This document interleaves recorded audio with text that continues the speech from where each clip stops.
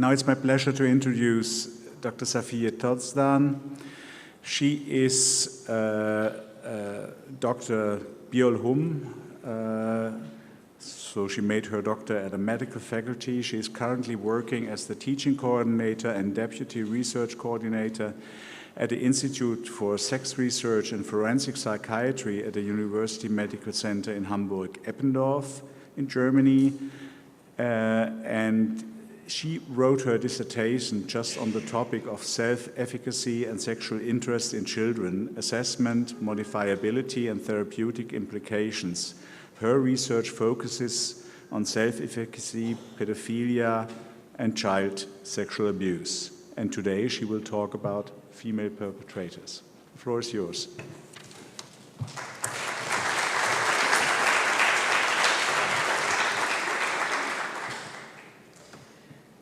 Thank you. Thank you very much for the kind introduction, Professor Fegert. Yes, I will talk about the topic female child sex offenders. And this is the content of my presentation. I will say some introductory words before I start with the actual topic. And I start with some myths that may occur in terms of female child sex offenders.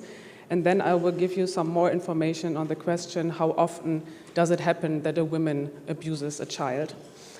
I will then provide you with an overview of the current knowledge on the characteristics. So what do we know till now about the characteristics of female child sex offenders? And then I brought some few data on female child sex offenders in religious contexts. And at the end, I will talk about obstacles to detection and implications for research and practice. So before I start with the actual topic, I would like to emphasize that when we talk about child sexual abuse, it is important to recognize that it is not the same as sexual interest in children. Because I say this because people still mix these two topics also in public, and this forces a certain stigma against pedophilic individuals, preventing them from seeking help in prevention programs. So we need to keep in mind that not every person who abuses a child automatically is pedophilic, and the other way around, not every person who is pedophilic necessarily abuses children. Of course, sexual interest in children can be a motive for child sexual abuse, and what we know from research is that pedophilia is a proven risk factor for sexual recidivism in male samples, meaning that males who already have abused a child and are pedophilic have a higher risk to reoffend than those who are not pedophilic. So, regarding female child sex offenders, as I said, I start with some common false assumptions, because when we think about the stereotypical image of child sexual abuse, we imagine a male perpetrator and a female child. And some of the false assumptions or the myth are women cannot sexually abuse anyone because they do not have a penis, or women only abuse children when they are forced to do so by a dominant man. And based on research, what can we say regarding these statements? First, sexual violence is of course not always associated with penetration. Sexual touching against the child's will also can be an act of sexual violence. And in addition, women often use objects or other body parts for penetration or use their bodies in other sexual ways without penetration. And regarding the second statement, that depends on the study you read, but it seems as that women act at least as often or even more often as a solo offender than as a co-offender. And furthermore, female co-offenders are not always forced to abuse a child. Sometimes they even initiate the abuse, or some women even continue the abuse when the male offender has left the family. And the third point indicated by research is that women who are co-offenders and forced to do so by a man only constitute a small proportion of the total female co-offenders. So I will add some more information. As I said, Jelena also referred to a study on the prevalence or the question, what is the proportion of female child sex offenders? And we can look at two main different sources that are interesting. The first is official crime statistics, which represent the reported cases, as we all know, and the rather unofficial data, which represent, or reports from victims, which represent the unreported cases. And it is interesting to compare these two sources regarding female child sex offenders. And due to the time limit of my presentation, I will give you only 2 examples for each source, but I could show you a lot of more studies. So we start with the official crime statistics. For example, in Germany in 2020, we had 712 convictions for child sexual abuse, and of those, 1.5% were conducted by a female adult offender. Another example would be Australia, who had a total of over 1 million officially reported incidents of child sexual abuse. So these are not convictions, but the total of officially reported incidents. That's why the number is so high. And of these, 1.7% were conducted by a female adult offender. So when we look at the unreported cases, or the rather unreported cases and unofficial data, here's an example, the records from child protection agencies in the USA in the years 2009 and 2010. They had a total of about 67,000 documented cases of child sexual abuse, and of those, 20% involved a female adult offender, which would be high more than the 1 to 2% we saw before. And as Jelena also already mentioned, when we look at male-affected children, the proportion of female child sex offenders is even higher. Here's an example. Protocols of the Childline hotline in Great Britain were analyzed. Childline is a helpline for children in need in Great Britain. And for the years 2008 and 2009, they reported, or they had a total of 1,803 calls from boys who reported experiences of sexual abuse, and 26% of them stated that the abuser was an adult female. And I need to mention that for the purpose of my talk and the message I want to send, so that we see the discrepancy between the two sources, I chose some of the most impressive data. And I need to say that when we look, and most of the unofficial data are based on not representative data.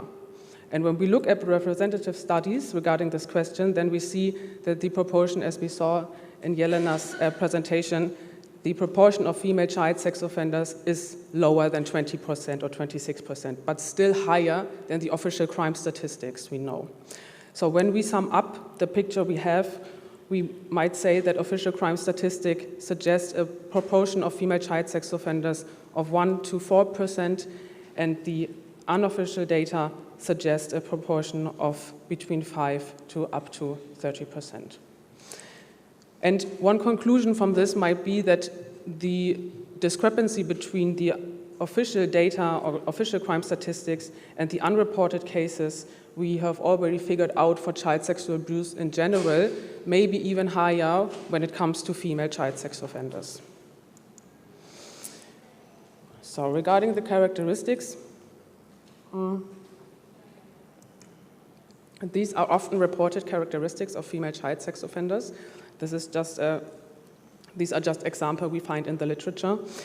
The age of the female offenders when they offend children they are rather young, on average between 20 and 36 years.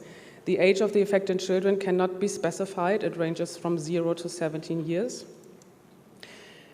Female solo offenders tend to abuse boys, whereas female co-offenders tend to abuse girls, especially when they act together with a male offender.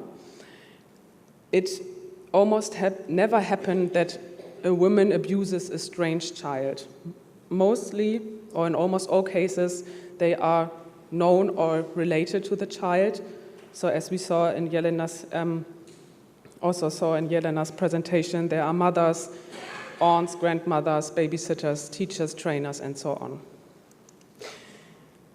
In most of the studies, it is reported that the women report own violence and sexual abuse experiences in childhood, and they rather show a low level of education.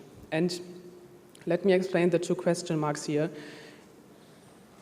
Almost all of the things we know about these women is based on studies with so-called forensic samples, so women who have been convicted for their crimes.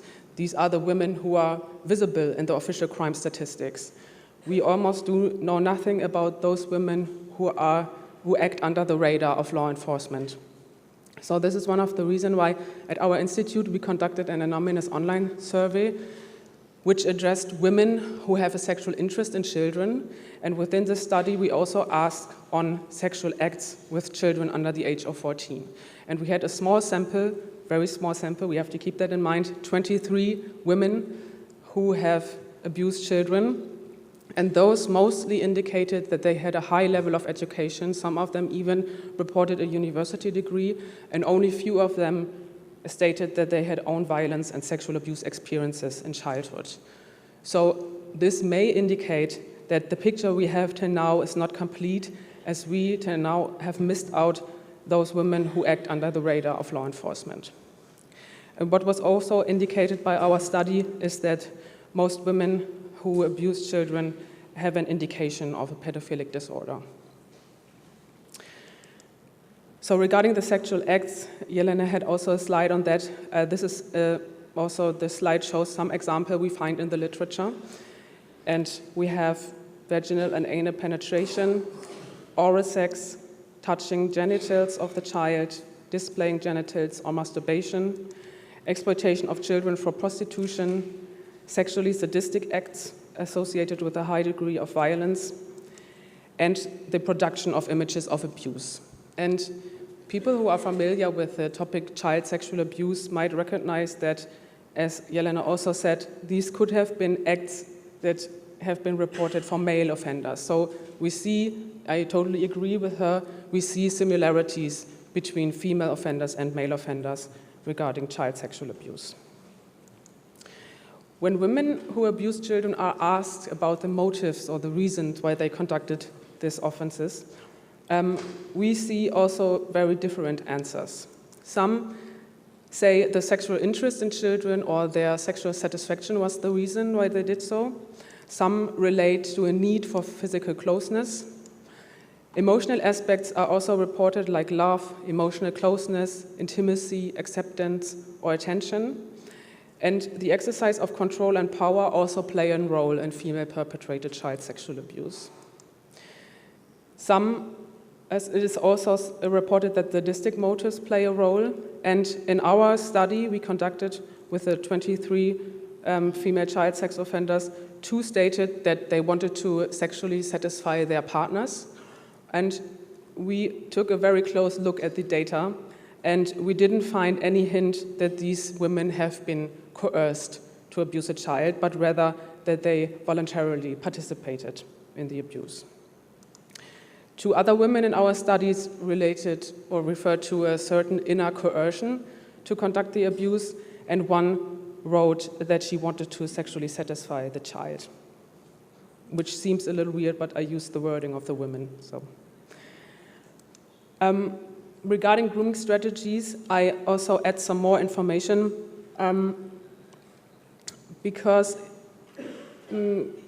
also regarding this topic, we see similarities between female and male offenders. This slide again shows some examples we find in the literature.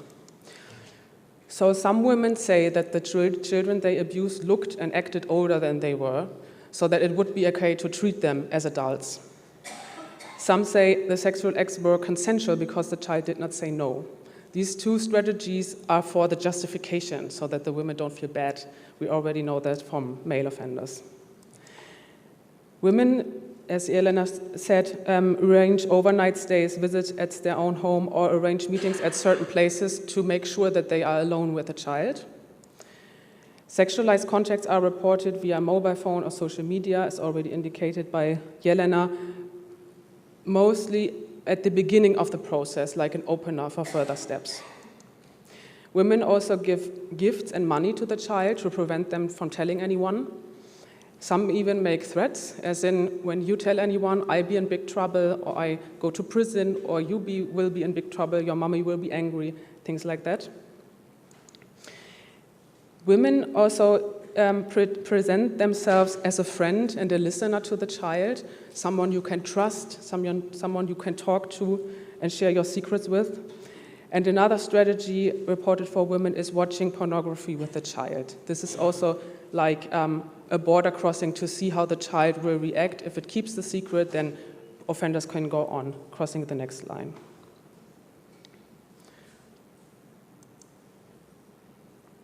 Now we are at the topic female child sex offenders in religious contexts.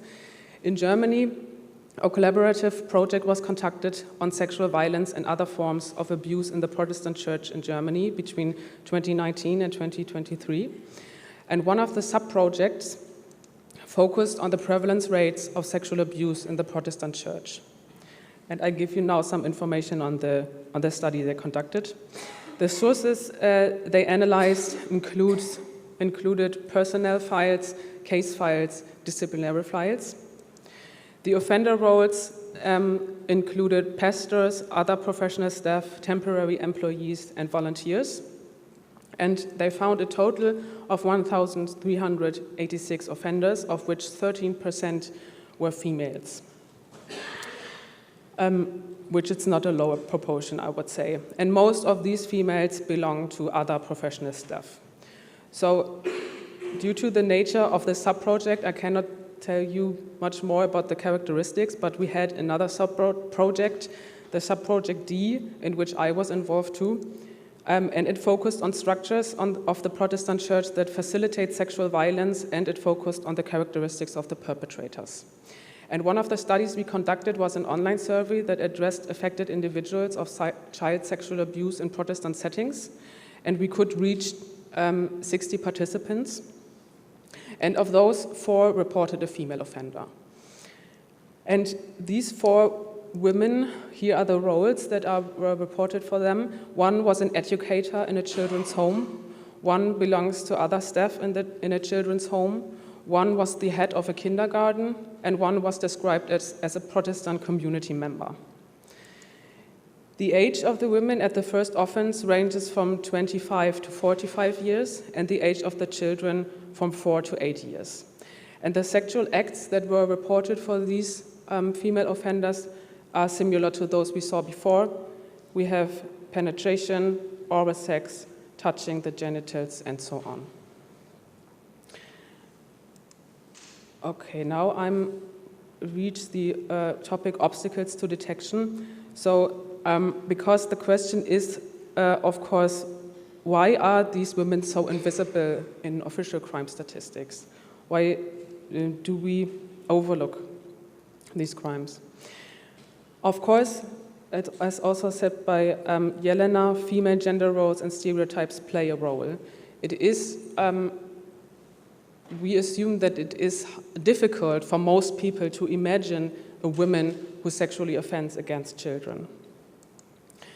Also, female perpetrators seem to be a social taboo because we have the idealized picture of mothers, the idealized picture of the relationship between mothers and their children, and we see women as protectors. It's like we don't want them to be bad. There's also a trivialization in healthcare and justice system. As Jelena said, the way we handle these crimes happen within a culture of denial, and this is also why in the literature female-perpetrated child sexual abuse is said to be a silent crime. Another problem is the picture of female child sex offenders in public. There is an interesting study that analyzed media reports of female child sex offenders, and the result of this study was that there are mainly 2 ways we handle female child sex offenders in public. One is finding excuses, like the woman was in love with a child, or the woman was mentally ill, or the woman was coerced by a man. So this may suggest, in fact, she's not responsible for what happened. There were reasons why she did so. And the other way is to portray these women as a monster, so that she's not female anymore. And this forces the traditional gender role we have of a woman. A woman wouldn't do such things only if there are reasons she's mentally ill or so on, or she's just not a woman anymore. And another problem is that affected individuals experience that they are not taken seriously. And this is, of course, a problem because it prevents them from reach out for help and to talk to someone and also report their experiences to the police.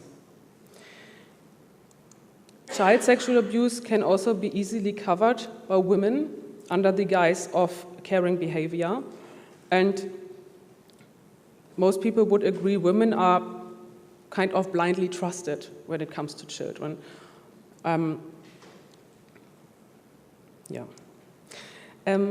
Now, regarding the implications for research and practice, this is the last slide.